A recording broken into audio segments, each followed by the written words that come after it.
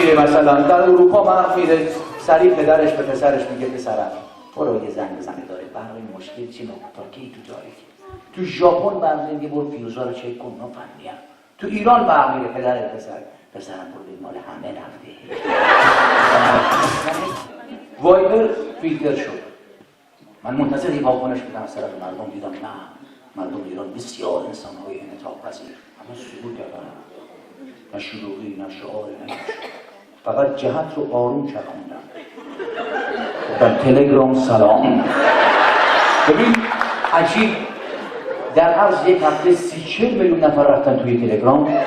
و بزرگترین کوچ تاریخ بشریت رو رفتن نداشتیم یهو 40 میلیون نفر در یه هفته از یه جا برای یه جا دیگه الان میرید تو وایبر این شهرهای متروکه است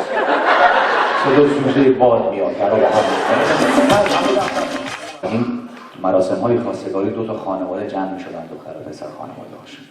با چه تشریفاتی که بیارن در یک لحظه خیلی حساس دختر و پسر رو به هم نشون بدن الان دختر و پسر میرن خانواده هاشون به هم نشون بدن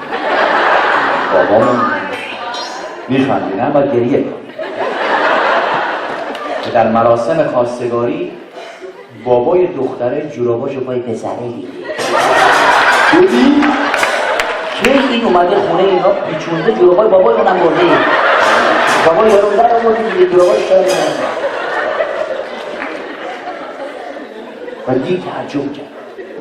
وسط مراسم خواستگاری پسره گفته تو لیوان خودم چای بریزی بیاریم یعنی ببین برنامه‌ای اصلا گوش بده حق آب و گل داره تو خونه زندگی آخر مراسم خواستگاری شد گفتن دختر پسر برن تو اتاق با هم صحبت کنن پسر گفت اون اتاق کولرش خرابه من نمیرم من دیگه حرفی ندارم تو دستا بود بده